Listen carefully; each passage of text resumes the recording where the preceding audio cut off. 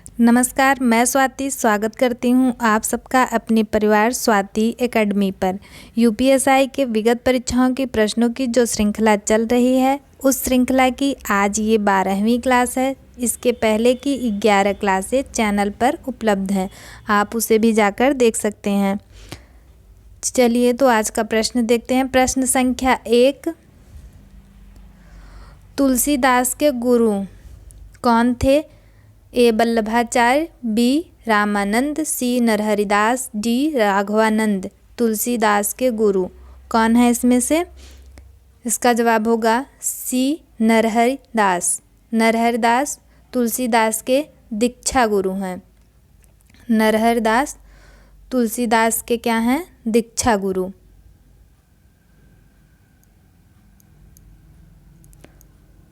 और तुलसीदास के शिक्षा गुरु कौन हैं? शिक्षा गुरु हैं शेष सनातन। शेष सनातन। शेष सनातन तुलसीदास के शिक्षा गुरु, नरहरिदास तुलसीदास के दीक्षा गुरु हैं। प्रश्न संख्या 2, बुंदेली का क्षेत्र है ए जयपुर, अजमेर और जोधपुर, बी झांसी, जालौन, दतिया, सी आगरा, मथुरा, भरतपुर, डी पानीपत, सोनीपत, कुरुक्षेत्र। बुंदेली का क्षेत्र कौन सा है? इसका जवाब होगा बी झांसी, जालौन और दतिया में बुंदेली बोली जाती है।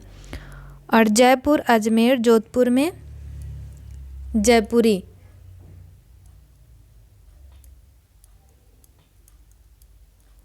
आगरा, मथुरा, भरतपुर ब्रजभाषा।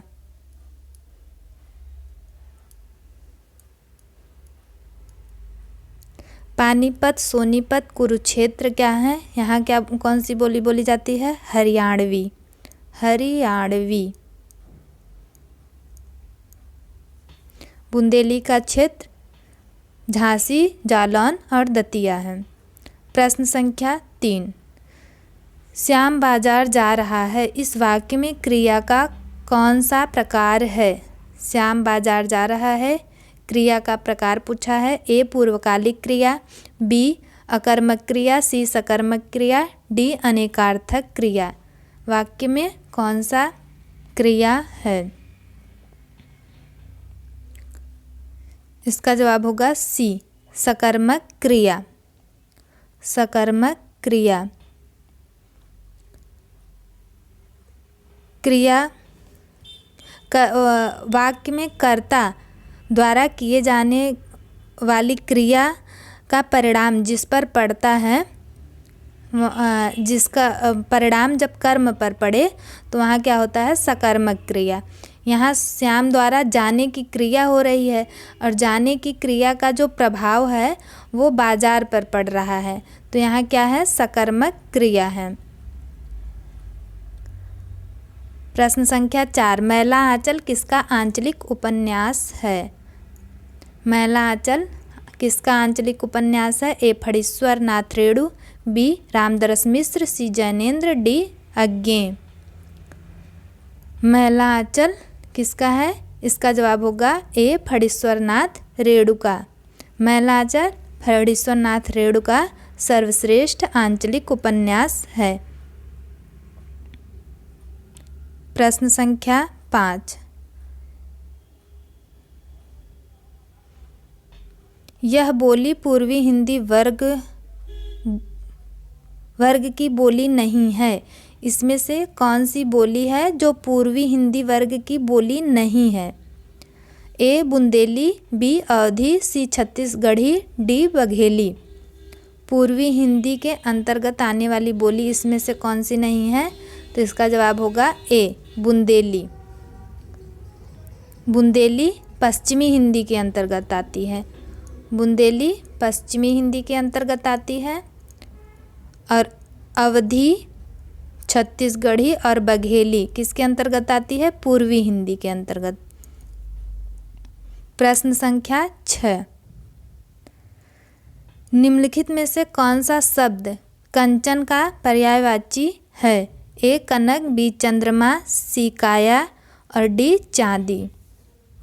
कंचन का पर्यायवाची कौन है? इसका जवाब होगा ए कनक।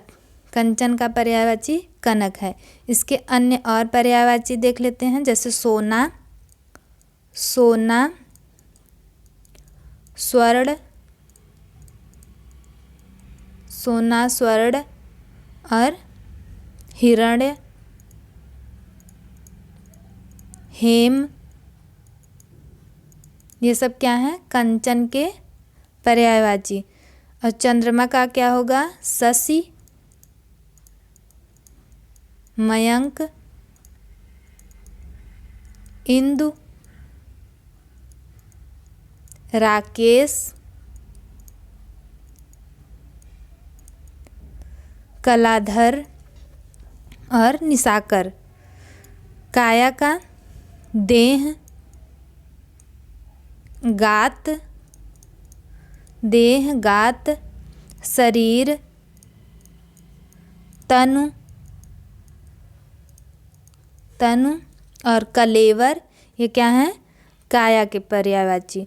चांदी का क्या होगा? रौप्य और रूपक, रूपक, रौप्य, रूपक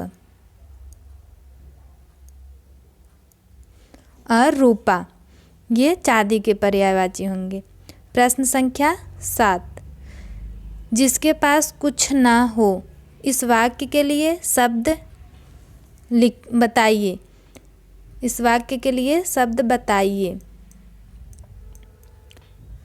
ए कर्जदार, बी अकिंचन, सी निरामिष, डी उऋण। जिसके पास कुछ ना हो, इसका जवाब होगा बी अकिंचन। जिसके पास कुछ ना हो उसको हम क्या कहते हैं? अकिंचन। और कर्जदार, कर्जदार क्या होगा? वह जो कर्ज लिया हो उसे क्या कहते हैं? कर्जदार। निरामिष, जो मांस नहीं खाता उसे निरामिष कहते हैं। उऋण, जो ऋण से मुक्त हो गया हो उसे उऋण कहते हैं। प्रश्न संख्या, यहाँ अनुच्छेद दिया गया है, इसको पढ़ लेते हैं। इसके बाद इससे कुछ प्रश्न किए गए हैं, जैसे अनुच्छेद पढ़कर दिए गए सवालों के सही जवाब चुनिए। अहिंसात्मक अभ्यास का मार्ग ही अलग है। फौज में प्रतिदिन कवायद, कसरत, क्रूरतापूर्ण शिकार इत्यादि कराए जाते हैं। अहिंसात्मक अभ्यास इससे बिल्कुल भिन्न है। उसका साधन यदि एक शब्द में कहना चाहें तो बस संयम है। उसका साधन एक शब्द में कहना चाहें तो क्या है? संयम। यहाँ संयम व्यापक अर्थ में उन तमाम नियमों के लिए व्यक्त किया गया है जिनका जिक्र हिंदुओं के तथा दूसरे धर्मों के धर्म ग्रंथों में पाया जाता है। यह साधारण सदाचार के नियम ख्याति से पालन करके सीखे जाते हैं। इन सब नियमों का झुकाव अहिंसा और सत्य की ओर होता है। गांधी जी ने बार बार लिखा है कि ईश्वर पर विश्वास इसका एक बहुत बड़ा सहायक होता है। यदि इस अहिंसात्मक प्रवृत्ति को जागृत और पुष्ट करने में समय लगाया जाए तो बचपन से अभ्यास कराया जाए और इस पर पूरा ध्यान दिया जाए तो निर्भयता इत्यादि जो इसके मुख्य बाह्य रूप में आते हैं अवश्य ही प्राप्त किए जा सकते हैं। यह कहना कि यह मनुष्य के लिए संभव नहीं तो ये क्या है? बेबुनियाद बात है।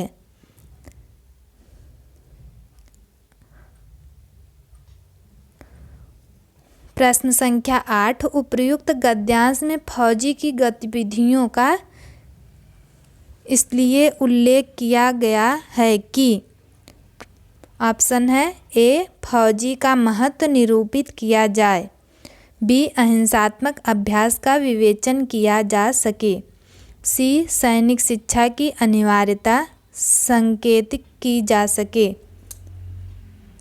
अनिवार्यता संकेतित की जा सके, डी अहिंसात्मक अभ्यास की उससे पृथकता प्रतिपादित की जा सके।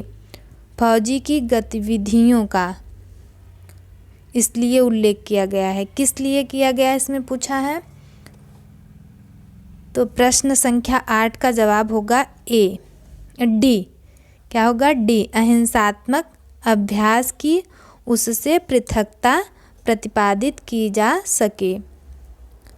प्रश्न संख्या 9, धर्म ग्रंथ में सर्वाधिक बल दिया गया है। ए, सदाचार के नियमों पर, बी, धर्म पालन पर, सी, सहिष्णुता पर, डी, भक्ति और ज्ञान पर। धर्म ग्रंथ में सर्वाधिक बल किस पे दिया गया है? इसका जवाब होगा ए, सदाचार के नियमों पर। प्रश्न संख्या 10, निर्भयता आदि गुणों को सीखने के लिए आवश्यक है। ए, युवावस्था में सत्य का आचरण, बी, बचपन से ही अहिंसात्मक प्रवृत्ति का अभ्यास, सी, प्रत्येक अवस्था में निडर रहना, डी, बचपन में सैनिक शिक्षा का अभ्यास। इसका जवाब होगा बी, बचपन से ही अहिंसात्मक प्रवृत्ति का अभ्यास निर्भयता आदि गुणों को सीखने के लिए आवश्यक है। प्रश्न संख्या 11, किस शब्द का अर्थ सूर्य, पंडित, अंधा और सूरवीर आदि होता है? इसमें से कौन सा शब्द ऐसा है जिसका अर्थ सूर्य, पंडित, अंधा, सूरवीर आदि है? ए, भानु, बी, सूर, सी, भास्कर, डी, सुर। तो इसका जवाब होगा बी, सूर। सूर जो है सूर्य का भी समानार्थी है, पंडित का भी, अंधा का भी है और सूरवीर का भी समानार्थी शब्द है सूर। प्रश्न संख्या 12, मैथिली शरण गुप्त को किस कृति पर मंगला प्रसाद पारितोषिक प्राप्त हुआ? ए, भारत भारती, बी, साकेत, सी, पंचवटी, डी, यशोधरा। मैथिली शरण गुप्त को मंगला प्रसाद पारितोषिक किस रचना पर प्राप्त हुआ? इसका जवाब होगा बी, साकेत पर। साकेत पर गुप्त जी को मंगला प्रसाद पारितोषिक सम्मान प्राप्त हुआ था। प्रश्न संख्या 13, तत्सम शब्द का मूल स्रोत कौन सी भाषा है? तत्सम का मूल स्रोत कौन सी भाषा है पूछा है? ए, अपभ्रंश, बी, हिंदी, सी, प्राकृत और डी, संस्कृत। तत्सम का मूल स्रोत क्या है? इसका जवाब होगा डी, संस्कृत। संस्कृत जो है तत्सम का मूल स्रोत है।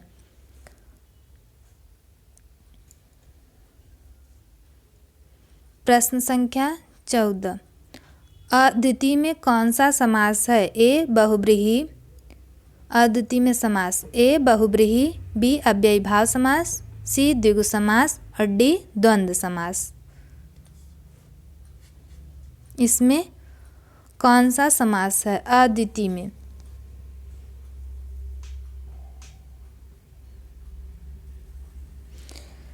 इसका जवाब होगा ए, बहुब्रीहि समास। अद्वितीय में बहुब्रीहि समास है। बहुब्रीहि समास क्या है? जिनके दोनों पद गौड़ होते हैं, दोनों पद गौड़ होते हैं, अप्रधान होते हैं तथा दोनों पद मिलकर किसी तीसरे के तरफ संकेत करते हैं, तो वहाँ क्या होता है? बहुब्रीहि समास। अव्ययी भाव समास में पहला पद अव्यय होता है और दूसरा पद संज्ञा होता है। द्विगु समास का पहला पद संख्यावाची होता है। द्वंद्व समास में दोनों पद प्रधान होते हैं। प्रश्न संख्या 15, आपके घर में इतने मेहमान आए हैं, कुछ मेहमान हमारे यहाँ भेज दीजिए। इस वाक्य में अधोरेखित शब्दों का सर्वनाम का प्रकार लिखिए। तो इसमें रेखांकित शब्द हैं इतने और कुछ। इसमें कौन सा सर्वनाम है इतने और कुछ में? ए, संबंधवाचक सर्वनाम, बी, अनिश्चयवाचक सर्वनाम, सी, निश्चयवाचक सर्वनाम, डी, निजवाचक सर्वनाम। इतने और कुछ में किस प्रकार का सर्वनाम है? तो इसका जवाब होगा बी, अनिश्चयवाचक सर्वनाम, क्योंकि इतने और कुछ कहने से संख्या निश्चित नहीं हो रही है। तो यहाँ क्या है? अनिश्चयवाचक सर्वनाम।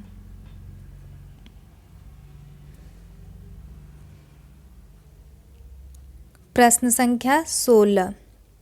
निज भाषा उन्नत यह है, सब उन्नत को मूल। यह कृति, यह किसकी प्रसिद्ध उक्ति है? यह पंक्ति किसकी है? ए. प्रताप नारायण मिश्र जी का, बी. भारतेंदु जी का, सी. सदल मिश्र का, डी. बालकृष्ण भट्ट का। निज भाषा उन्नत यह है, सब उन्नत को मूल किसकी पंक्ति है? इसका जवाब होगा बी. भारतेंदु हरिश्चंद्र जी का है।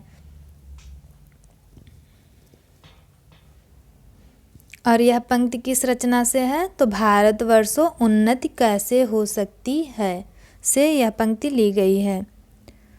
प्रश्न संख्या 17।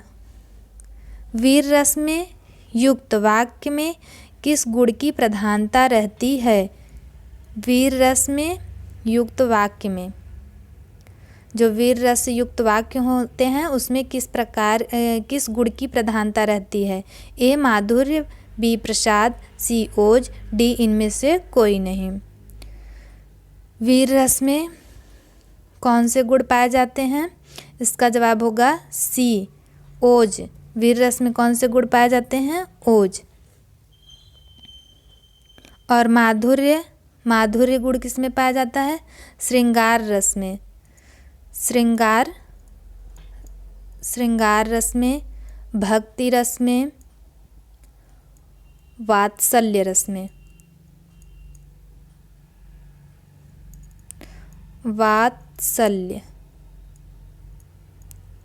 वात्सल्य रस में क्या पाया जाता है? माधुर्य। और प्रसाद किस में पाया जाता है? शांत रस में। शांत रस में प्रसाद गुण पाया जाता है। ओज किस में पाया जाता है? ओज पाया जाता है वीर रस में। और प्रसाद जो है शांत रस में पाया जाता है। प्रश्न संख्या 18। निम्न में से कौन सा शब्द तद्भव नहीं है? ए. गेंद, बी. गोरा, सी. गेहूँ, डी. एकादश। तद्भव नहीं है पूछा है, कौन सा? इसमें 3 तद्भव हैं, एक तत्सम है। तो कौन सा तत्सम है वही बताना है। इसका जवाब होगा डी. एकादश। एकादश क्या है? तत्सम है। एकादश तत्सम है। और गेहूँ, गोरा और गेंद ये क्या है? तद्भव है। गेंद का तत्सम क्या होगा? कंदुक। गेंद का तत्सम क्या होगा? कंदुक। गोरा का तत्सम क्या होगा? गौर। गेहूं का गोधूम। गेहूं का क्या होगा? गोधूम। ये गेहूं का तत्सम है। प्रश्न संख्या 19। आजकल भारत की जनता भी अधिकाधिक शिक्षित हो गई है। इस वाक्य में जनता शब्द का वचन है। इस वाक्य में जनता शब्द का वचन है। ए. द्विवचन, बी. बहुवचन, सी. एकवचन, डी. इनमें से कोई नहीं। जनता शब्द किस वचन का शब्द है? इसका जवाब होगा सी. एक वचन। जनता शब्द कैसा है? एक वचन का। प्रश्न संख्या 20। बना लो जहाँ ही वही स्वर्ग होगा। बना लो जहाँ ही वही स्वर्ग होगा। स्वयं भूत थोड़ा कहीं स्वर्ग होगा। खलों को कहीं भी नहीं स्वर्ग होगा। भलों के लिए तो यही स्वर्ग होगा।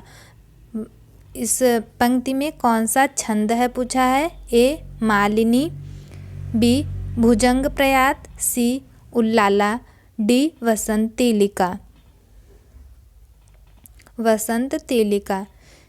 इस पंक्ति में कौन सा छंद है? इसका जवाब होगा बी, भुजंग प्रयात। भुजंग प्रयात में यह जो पंक्ति है वर्णिक छंद का पंक्ति है, वर्णिक छंद की पंक्ति है। भुजंग प्रयात में कुल 12 वर्ण होते हैं। कितने वर्ण होते हैं? 12। और इसमें 4 यगड़ होता है। 4 यगड़ युक्त 12 वर्ण कुल इसमें होते हैं। प्रत्येक पंक्ति में 12 वर्ण। तो यहाँ हम गिन लेते हैं। यहाँ 1 वर्ण, 2, 3, 4, 5, 6, 7, 8, ये दोनों मिला के 1 हुआ, 9, 10, 11, 12। प्रत्येक पंक्ति में कितने वर्ण हैं? 12। यहाँ भी 12 होंगे, यहाँ भी 12 और यहाँ भी 12। तो यहाँ क्या है? भुजंग प्रयात। और मालिनी छंद में प्रत्येक पंक्ति में 23 वर्ण होते हैं। मालिनी में प्रत्येक वर्ण में 23। उल्लाला जो है यह वर्णिक छंद नहीं है, यह कैसा छंद है? मात्रिक छंद है। उल्लाला मात्रिक छंद है। और वसंत तिलिका में कुल 14 वर्ण होते हैं। वसंत तिलिका में 14 वर्ण होते हैं। भुजंग प्रयात में 12 वर्ण और 4 यगड़ होते हैं। प्रश्न संख्या 21। निम्नलिखित में से कौन सा शब्द पुल्लिंग है? ए व्यय, बी लहर, सी आय, डी नहर। इसमें पुल्लिंग शब्द कौन सा है? व्यय, लहर, आय और नहर, इसमें से कौन सा पुल्लिंग है पूछा है। इसका जवाब होगा ए, व्यय। व्यय क्या है? पुल्लिंग है। लहर, आय और नहर ये स्त्रीलिंग शब्द हैं।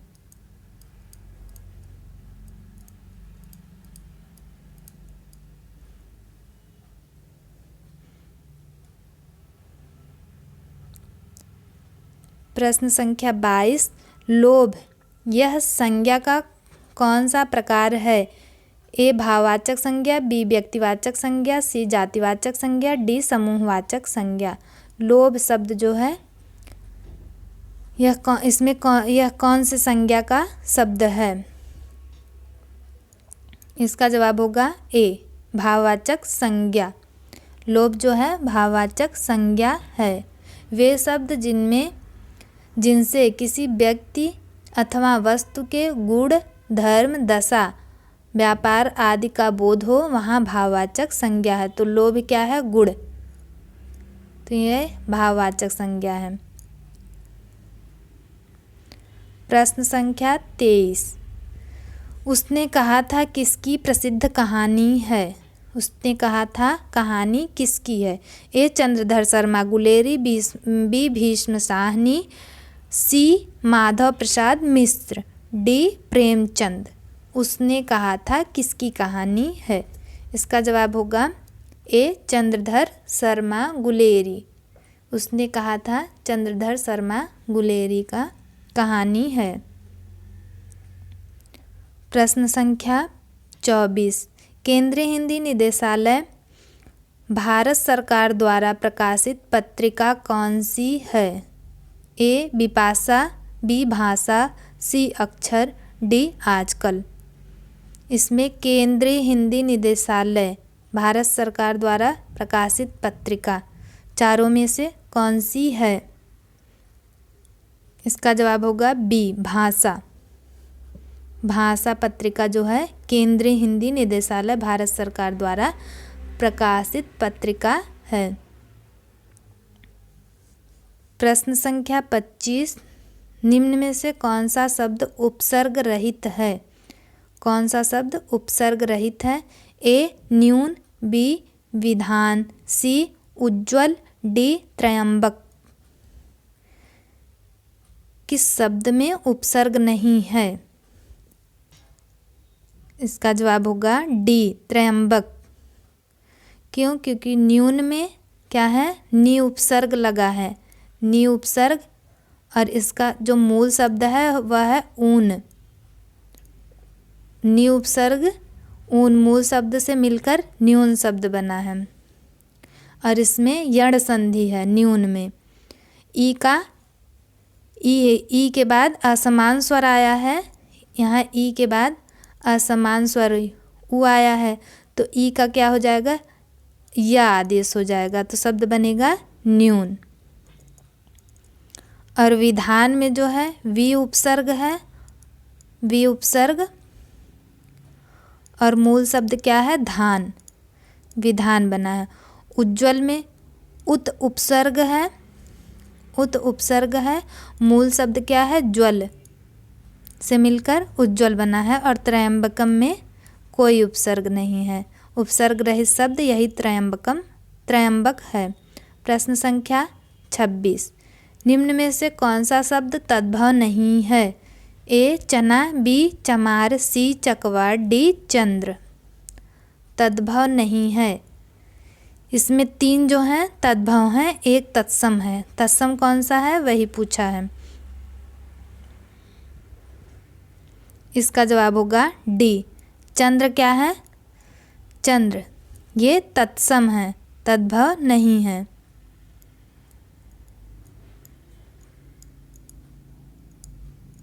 और चकवा, चमार और चना क्या है, तद्भव शब्द है। चना का तत्सम क्या होगा, चड़क, चना का तत्सम चड़क।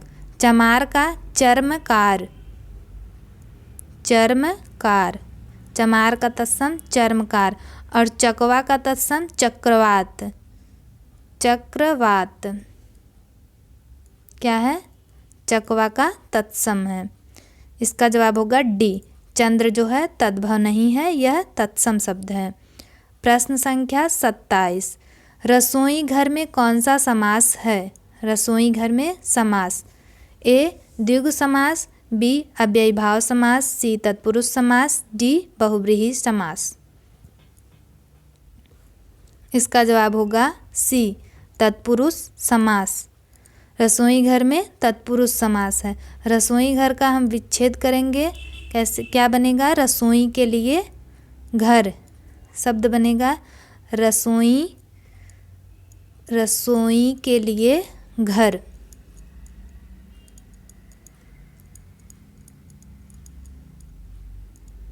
इसका विच्छेद होगा रसोई के लिए घर।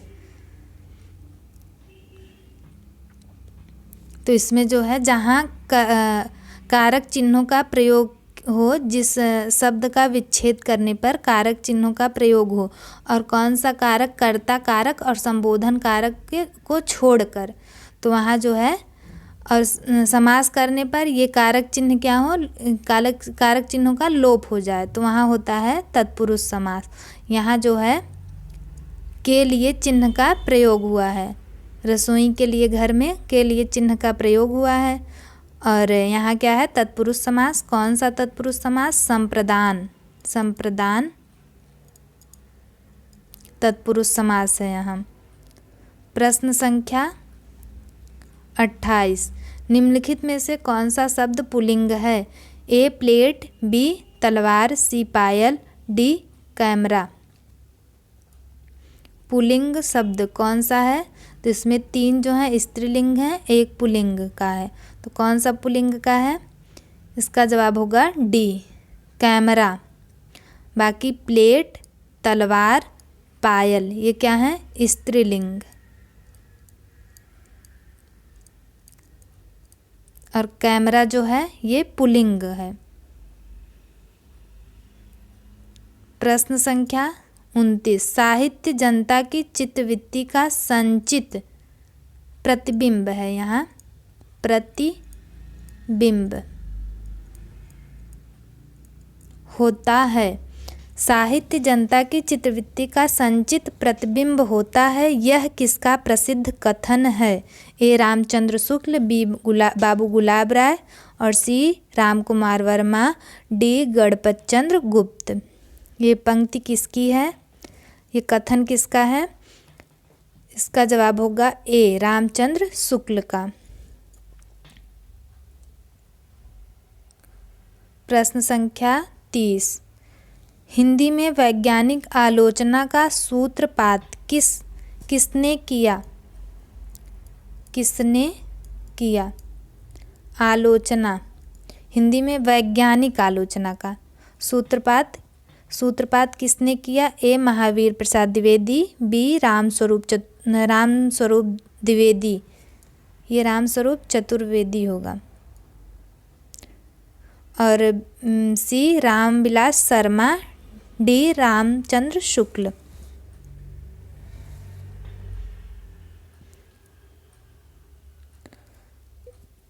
हिंदी में वैज्ञानिक आलोचना का सूत्रपात किसने किया? इसका जवाब होगा डी रामचंद्र शुक्ल।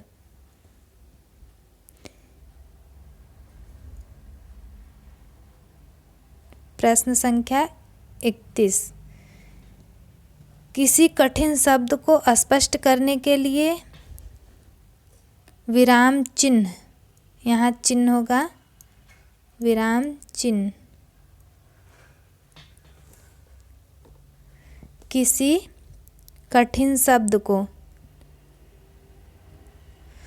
स्पष्ट करने के लिए विराम चिन्ह का प्रयोग होता है। कौन से विराम चिन्ह का प्रयोग होता है? ए निर्देशक, बी उपविराम, उपविराम, सी कोष्ठक, डी विवरण चिन्ह।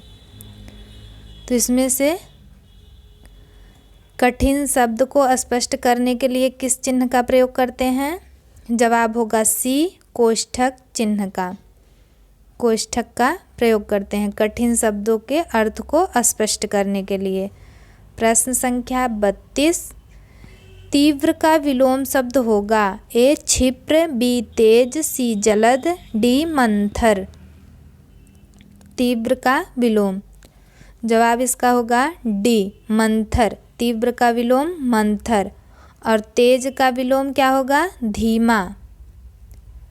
तेज का विलोम धीमा।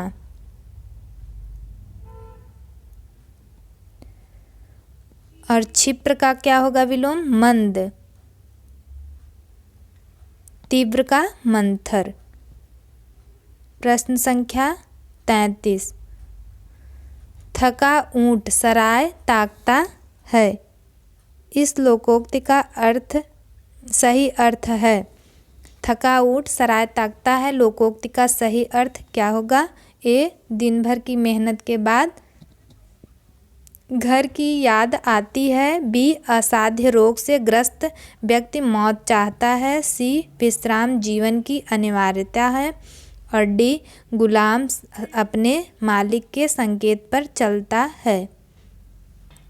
थका ऊंट सराय ताकता है, इसका जवाब होगा ए दिन भर की मेहनत के बाद घर की याद आती है। प्रश्न संख्या 34, कौन सा शब्द अर्थ की दृष्टि से अंक से संबद्ध नहीं है? अंक शब्द से इसमें से कौन सा संबद्ध नहीं है अर्थ की दृष्टि से? ए भाग्य, बी चिन्ह, सी गोद गोद, और डी शब्द।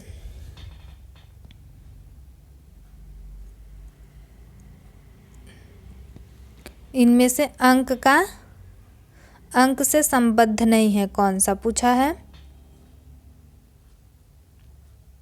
इसका जवाब होगा डी शब्द। बाकी गोद और चिन्ह और अंक क्या हैं?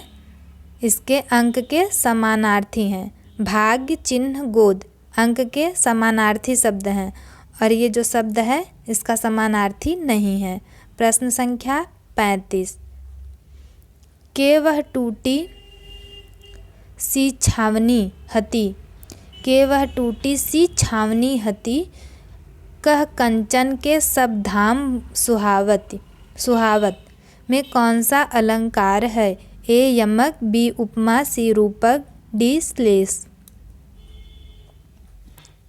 के वह टूटी सी छावनी हती, कह कंचन के सब धाम सुहावत। इसमें जो है कौन सा अलंकार है पूछा है? इसका जवाब होगा बी उपमा। यहाँ सी क्या है? सी शब्द आया है। सी सम, सम, सरिस, समान। यदि पंक्ति में ये शब्द दिखें तो वहाँ कौन सा अलंकार होता है? उपमा अलंकार होता है।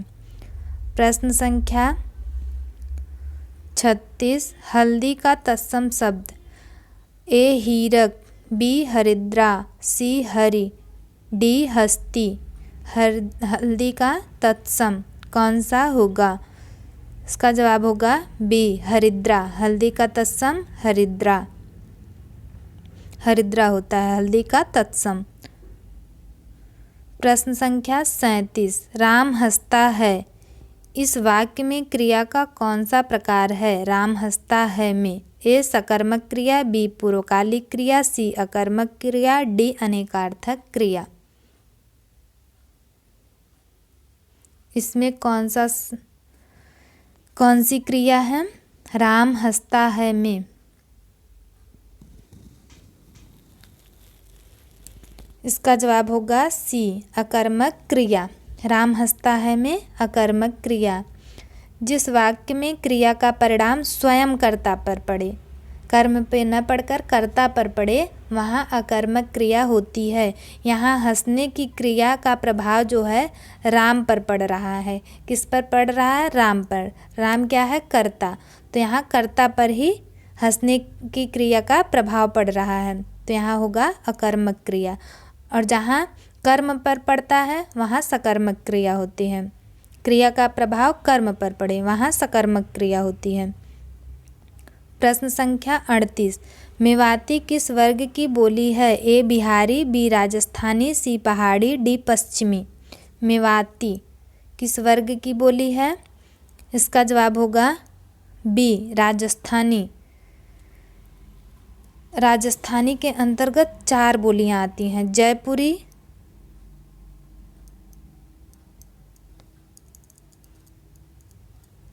जयपुरी, मेवाती, मारवाड़ी,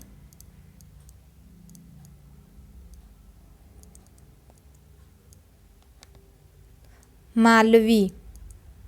ये क्या है? राजस्थानी भाषा के अंतर्गत आने वाली बोलियां हैं। बिहारी के अंतर्गत कौन सी आती हैं? कौन कौन सी बोलियां? तो बिहारी के अंतर्गत आती हैं भोजपुरी, मगही, मैथिली। ये भोजपुरी के अंतर्गत आती हैं। पहाड़ी के अंतर्गत कुमाऊनी, कुमाऊनी और गढ़वाली। पश्चिमी हिंदी के अंतर्गत खड़ी बोली, ब्रजभाषा और बुंदेली। ये सब पश्चिमी हिंदी के अंतर्गत आती हैं। प्रश्न संख्या 39। कोई और कुछ का प्रयोग निम्न में से किस सर्वनाम में किया जाता है? कोई, कुछ, इनका प्रयोग किस सर्वनाम में किया जाता है? ए संबंधवाचक, बी प्रश्नवाचक, सी अनिश्चयवाचक, डी निश्चयवाचक। कोई, कुछ का प्रयोग किस सर्वनाम में किया जाता है? जवाब होगा सी अनिश्चयवाचक, क्योंकि कोई और कुछ कहने से निश्चितता का बोध नहीं हो रहा है, तो यहाँ क्या होगा? अनिश्चयवाचक सर्वनाम। प्रश्न संख्या 40।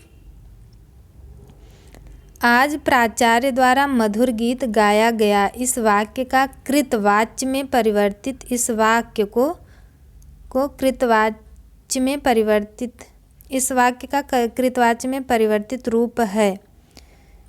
ए आज प्राचार्य गीत को गाएंगे, बी प्राचार्य द्वारा गीत, प्राचार्य द्वारा आज गाया गीत मधुर गीत था, सी आज प्राचार्य ने मधुर गीत गाया, डी आज प्राचार्य ने मधुर गीत गाए। इस वाक्य को आज प्राचार्य द्वारा मधुर गीत गाया गया को कृतवाच्य में परिवर्तित रूप क्या होगा?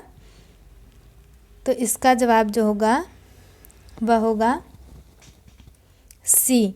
आज प्राचार्य ने मधुर गीत गाया। कृतवाच्य में परिवर्तन करके यही वाक्य बनेगा, आज प्राचार्य ने मधुर गीत गाया। इसी के साथ 40 प्रश्न समाप्त होते हैं। धन्यवाद।